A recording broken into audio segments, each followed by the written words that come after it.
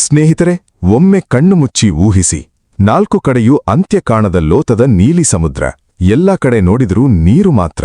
ಸಾವಿರಾರು ಕಿಲೋಮೀಟರ್ ದೂರದಲ್ಲೂ ಮನುಷ್ಯರ ಸುಳಿವೇ ಇಲ್ಲ. ಆಕಾಶ ಮತ್ತು ಸಮುದ್ರ ಹೊರತು ಬೇರೇನೂ ಕಾಣಿಸದ ಒಂಟಿ ದ್ವೀಪ. ಅಲ್ಲಿಗೆ ಒಮ್ಮೆ ಕರೆದುಕೊಂಡು ಹೋದ್ರೆ ಹಿಂದಿರುಗಿ ಹೊರಪ್ರಪಂಚವನ್ನು ನೋಡುವುದು ಕಷ್ಟವೇ.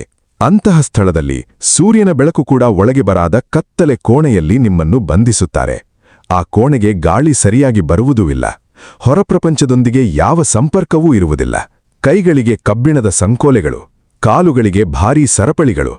ಪ್ರತಿ ಕ್ಷಣವೂ ದೇಹ ನೋವಿನಿಂದ ಉರಿಯುತ್ತಿರುತ್ತದೆ. ಆದರೆ ಈ ಶಾರೀರಿಕ ನೋವಿಗಿಂತಲೂ ಭಯಂಕರವಾದದ್ದು ಒಂಟಿತನ.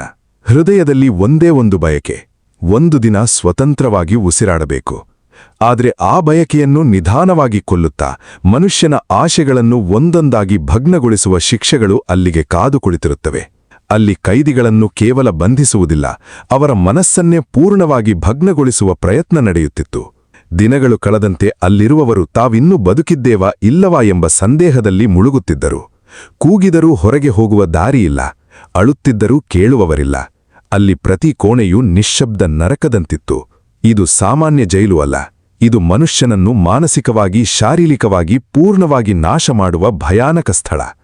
ಇದೇ ಕಾಲಾಪಾನಿ. ಇಂದು ನಾವು ಭಾರತ ಇತಿಹಾಸದ ಈ ಕತ್ತಲ ಅಧ್ಯಾಯದ ಬಗ್ಗೆ ವಿವರವಾಗಿ ತಿಳಿಯಲಿದ್ದೇವೆ. ಸ್ವಾತಂತ್ರ್ಯಕ್ಕಾಗಿ ಹೋರಾಡಿದ ನಮ್ಮ ದೇಶದ ವೀರರನ್ನು ಬ್ರಿಟಿಷ್ ಆಡಳಿತಗಾರರು ಎಷ್ಟು ಅಮಾನುಷವಾಗಿ ಹಿಂಸಿಸಿದ್ದಾರೆ, ಅವರನ್ನು ಏಕೆ ಇಷ್ಟು ದೂರದ ದ್ವೀಪಗಳಿಗೆ ಕಳುಹಿಸಿದ್ದಾರೆ, ಆ ಶಿಕ್ಷೆಗಳ ಹಿಂದಿನ ನಿಜವಾದ ಉದ್ದೇಶವೇನು, ಎಲ್ಲವನ್ನೂ ಒಂದೊಂದಾಗಿ ಸ್ಪಷ್ಟವಾಗಿ ತಿಳಿಯೋಣ. ಕಾಲಾಪಾನಿ ಎಂಬ ಹೆಸರು ಕೇಳಿದ ತಕ್ಷಣ ಹಲವರಿಗೆ ಅಂಡಮಾನ್ ದ್ವೀಪಗಳು ಮತ್ತು ಅಲ್ಲಿನ ಸೆಲ್ಯುಲರ್ ಜೈಲು ನೆನಪಾಗುತ್ತದೆ. ಆದರೆ ಈ ಹೆಸರಿನ ಹಿಂದಿನ ಅರ್ಥ ಬಹಳ ಆಳವಾಗಿದೆ. ಕಾಲ ಎಂಬ ಪದಕ್ಕೆ ಒಂದು ಅರ್ಥ ಕಾಲ, ಮತ್ತೊಂದು ಅರ್ಥ ಮರಣ. ಪಾನಿ ಅಂದ್ರೆ ನೀರು, ಅಂದ್ರೆ ಮರಣವನ್ನು ನೆನಪಿಸುವ ಸಮುದ್ರ ಎಂಬ ಭಯಂಕರ ಭಾವನೆ ಈ ಹೆಸರಿನಲ್ಲಿ ಅಡಗಿದೆ. ಪ್ರಾಚೀನ ಕಾಲದಲ್ಲಿ ಸಮುದ್ರ ದಾಟುವುದನ್ನು ದೊಡ್ಡ ಪಾಪವೆಂದು ಭಾವಿಸುತ್ತಿದ್ದರು. ಸುಮಾರು 500 ವರ್ಷಗಳ ಹಿಂದೆ ಬರೆಯಲಾದ ಬೌಧಾಯನ ಧರ್ಮಸೂತ್ರಗಳಲ್ಲೂ ಸಮುದ್ರ ಪ್ರಯಾಣದ ಬಗ್ಗೆ ಕಠಿಣ ನಿಯಮಗಳಿದ್ದವು. ಆ ಕಾಲದ ಜನರು ಒಂದು ನಂಬಿಕೆಯೊಂದಿಗೆ ಬದುಕುತ್ತಿದ್ದರು: ಸಮುದ್ರ ದಾಟಿದ ವ್ಯಕ್ತಿ ತನ್ನ ಪವಿತ್ರತೆಯನ್ನು ಕಳೆದುಕೊಳ್ಳುತ್ತಾನೆ ಎಂದು. ಅವನು ತನ್ನ ಸಂಪ್ರದಾಯಗಳಿಂದ ದೂರವಾಗುತ್ತಾನೆ, ಸಮಾಜದಿಂದ ಬಹಿಷ್ಕೃತನಾಗುತ್ತಾನೆ ಎಂದು ನಂಬುತ್ತಿದ್ದರು. ಆದ್ದರಿಂದಲೇ ಅಂದು ಸಮುದ್ರ ದಾಟುವುದು ಕೇವಲ ಪ್ರಯಾಣವಲ್ಲ, ಅದು ಜೀವನವನ್ನೇ ಕಳೆದುಕೊಳ್ಳುವಂತೆ ಭಾವಿಸುತ್ತಿದ್ದರು. ಕುಟುಂಬದಿಂದ ದೂರವಾಗುವುದು, ಸಮಾಜದಿಂದ ಬೇರ್ಪಡುವುದು, ಹಿಂದಿರುಗಿದರೂ ಗೌರವ ಕಳೆದುಕೊಳ್ಳುವುದು, ಇವೆಲ್ಲ ಆ ಭಯಕ್ಕೆ ಕಾರಣಗಳು. ಆ ಕಾರಣದಿಂದಲೇ ಕಾಲಾಪಾನಿ ಎಂಬ ಪದ ಜನರ ಮನಸ್ಸಿನಲ್ಲಿ ಭಯಂಕರ ಶಿಕ್ಷೆಯಾಗಿ ಉಳಿದುಬಿಟ್ಟಿತು. ಬ್ರಿಟಿಷರು ಈ ಭಯವನ್ನು ತಮಗೆ ಅನುಕೂಲವಾಗಿ ಬಳಸಿಕೊಂಡರು. ಅವರಿಗೆ ಚೆನ್ನಾಗಿ ತಿಳಿದಿತ್ತು, ಕೇವಲ ಕೊಂದು ಹಾಕುವುದರಿಂದ ಸಮಸ್ಯೆ ಪೂರ್ಣವಾಗಿ ಪರಿಹಾರವಾಗುವುದಿಲ್ಲ. ಒಬ್ಬ ಶಹೀದ್ ಸಾವಿರಾರು ಹೊಸ ವಿಪ್ಲವಕಾರರನ್ನು ಸೃಷ್ಟಿಸುತ್ತಾನೆ.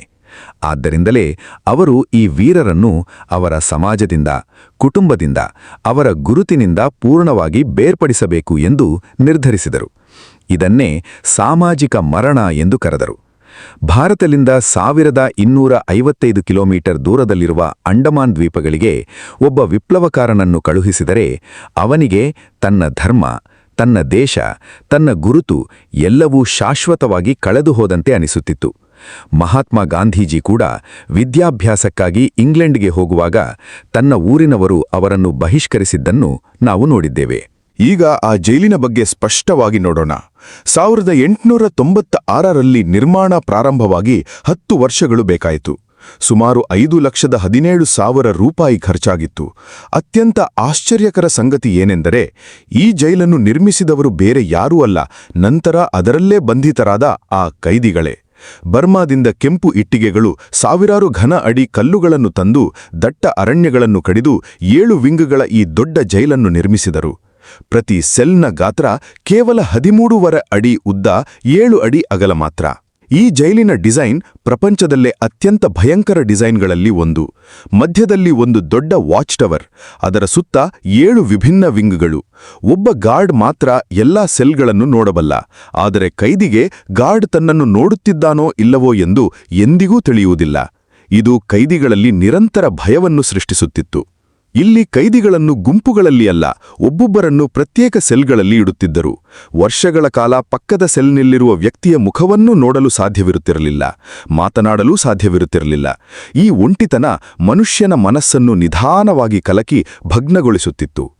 ಕಾಲಾಪಾನಿ ಶಿಕ್ಷೆ ವಿಧಿಸಿದಾಗ ಕೈದಿಗಳ ಕೈಗಳಿಗೆ ಸಂಕೋಲೆ ಹಾಕಿ ಹಡಗಿನಲ್ಲಿ ಏರಿಸುತ್ತಿದ್ದರು. ಚೆನ್ನೈ ಅಥವಾ ಕಲ್ಕತ್ತಾದಿಂದ ಅಂಡಮಾನ್ ತಲುಪಲು 3-4 ದಿನಗಳು ಬೇಕಾಗುತ್ತಿತ್ತು. ಅಲ್ಲಿ ತಲುಪಿದ ತಕ್ಷಣ ಒಂದು ಪುಟ್ಟ ಬಟ್ಟೆ, ಲಂಗೋಟಿ ಮತ್ತು ಕೊರಳಿಗೆ ಕಬ್ಬಿಣದ ಐಡೆಂಟಿಟಿ ಟ್ಯಾಗ್ ಕೊಡುತ್ತಿದ್ದರು. ಜೈಲಿನ ದೈನಂದಿನ ಜೀವನ ಎಷ್ಟು ಭಯಂಕರವಾಗಿತ್ತೆಂದರೆ ಪ್ರತಿದಿನ ಸಾವಿರಾರು ನಾರಿಕೆಳುಗಳನ್ನು ಕೊರೆಯುತ್ತಿದ್ದರು. ಕೈಗಳ ಚರ್ಮ ಸುಲಿಯುತ್ತಾ ರಕ್ತ ಸುರಿಯುತ್ತಿತ್ತು. ಆದರೆ ಅದಕ್ಕಿಂತಲೂ ಭಯಂಕರವಾದದ್ದು ಕೋಲು ನಡೆಸುವುದು. ಊರಿನಲ್ಲಿ ಎತ್ತುಗಳು ಚಕ್ರ ತಿರುಗಿಸಿ ಎಣ್ಣ ತೆಗೆಯುತ್ತವಲ್ಲ, ಅದೇ ಕೆಲಸ ಮನುಷ್ಯರು ಮಾಡಬೇಕಾಗುತ್ತಿತ್ತು. ಸ್ವಾತಂತ್ರ್ಯಕ್ಕಾಗಿ ಹೋರಾಡಿದವರನ್ನು ಅಂತಹ ನರಕದಲ್ಲಿ ಬಂಧಿಸುವುದು ಮಾನವತ್ವಕ್ಕೆ ವಿರುದ್ಧವೆಂದು ಅವರು ಬಹಿರಂಗವಾಗಿ ಟೀಕಿಸಿದರು. ಅವರ ಒತ್ತಡ ಮತ್ತು ದೇಶಾದ್ಯಂತ ಹೆಚ್ಚುತ್ತಿದ್ದ ಜನರ ಆಕ್ರೋಶದ ಕಾರಣದಿಂದ ಬ್ರಿಟಿಷ್ ಸರ್ಕಾರ ಕೊನೆಗೆ ಕೆಲವು ರಾಜಕೀಯ ಕೈದಿಗಳನ್ನು ಬಿಡುಗಡೆ ಮಾಡಲು ಪ್ರಾರಂಭಿಸಿತು.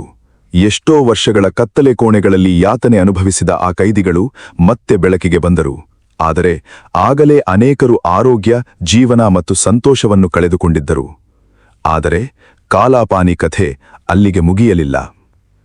ಎರಡನೇ ವಿಶ್ವಯುದ್ಧ ಪ್ರಾರಂಭವಾದ ನಂತರ ಪರಿಸ್ಥಿತಿಗಳು ಮತ್ತೆ ಪೂರ್ಣವಾಗಿ ಬದಲಾಯಿಸಿದವು.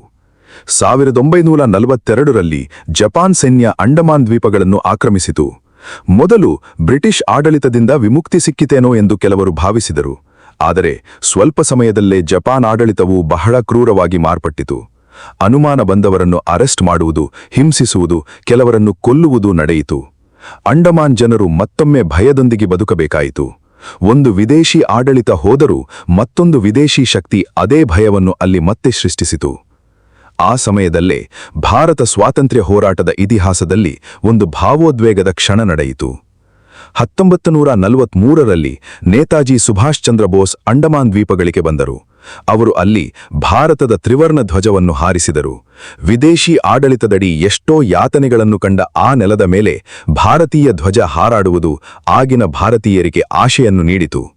ಈ ದೇಶ ಒಂದು ದಿನ ಖಂಡಿತ ಸ್ವತಂತ್ರವಾಗುತ್ತದೆ ಎಂಬ ನಂಬಿಕೆಯನ್ನು ಇನ್ನಷ್ಟು ಬಲಪಡಿಸಿತು.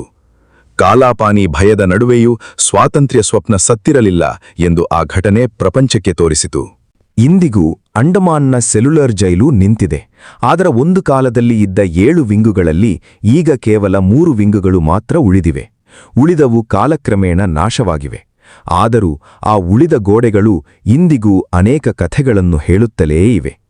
ಪ್ರತಿ ಕೋಣೆಯ ಹಿಂದೆ ಒಬ್ಬ ವಿಪ್ಲವಕಾರನ ಯಾತನೆ ಇದೆ. ಪ್ರತಿ ಕಬ್ಬಿಣದ ಕಿಟಕಿಯ ಹಿಂದೆ ಒಬ್ಬ ಸ್ವಾತಂತ್ರ್ಯ ಯೋಧನ ಕೂಗು ಅಡಗಿದೆ. ಈಗ ಆ ಜೈಲನ್ನು ಭಾರತ ಸರ್ಕಾರ ರಾಷ್ಟ್ರೀಯ ಸ್ಮಾರಕವನ್ನಾಗಿ ಮಾರ್ಪಡಿಸಿದೆ. ಅಲ್ಲಿ ನಡೆಸುವ ಲೈಟ್ ಅಂಡ್ ಸೌಂಡ್ ಶೋ ಮೂಲಕ ಆಗಿನ ಯಾತನೆಗಳನ್ನು, ಕೈದಿಗಳ ಜೀವನವನ್ನು, ಅವರ ತ್ಯಾಗಗಳನ್ನು ಸಂದರ್ಶಕರಿಗೆ ತೋರಿಸುತ್ತಾರೆ.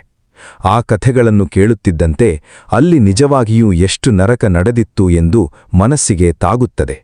ಆ ಗೋಡೆಗಳ ನಡುವೆ ನಿಂತರೆ ಅಲ್ಲಿನ ನಿಶ್ಶಬ್ದವು ಒಂದು ಇತಿಹಾಸದಂತೆ ಅನಿಸುತ್ತದೆ. ಈ ವಿಡಿಯೋವನ್ನು ಸ್ವಾತಂತ್ರ್ಯಕ್ಕಾಗಿ ತಮ್ಮ ಜೀವನವನ್ನೇ ಅರ್ಪಿಸಿದ ಆ ಎಲ್ಲ ಶಹೀದರು, ವಿಪ್ಲವಕಾರರು, ತಿಳಿಯದ ವೀರರೆಲ್ಲರಿಗೂ ಅರ್ಪಿಸುತ್ತಿದ್ದೇವೆ. ನಿಮಗೆ ಈ ವಿಡಿಯೋ ಇಷ್ಟವಾದರೆ ಕಂಪಲ್ಸರಿ ಲೈಕ್ ಮಾಡಿ, ಶೇರ್ ಮಾಡಿ, ಸಬ್ಸ್ಕ್ರೈಬ್ ಮಾಡಿ. ಮುಂದಿನ ವಿಡಿಯೋದಲ್ಲಿ ಯಾವ ಚಾರಿತ್ರಿಕ ವಿಷಯದ ಬಗ್ಗೆ ತಿಳಿಯಲು ಬಯಸುತ್ತೀರಿ ಎಂದು ಕಮೆಂಟ್ನಲ್ಲಿ ತಪ್ಪದೇ ಹೇಳಿ. ಮತ್ತೆ ಮತ್ತೊಂದು ಆಸಕ್ತಿಕರ ಕಥೆಯೊಂದಿಗೆ ಭೇಟಿಯಾಗೋಣ. ಜೈ ಹಿಂದ್.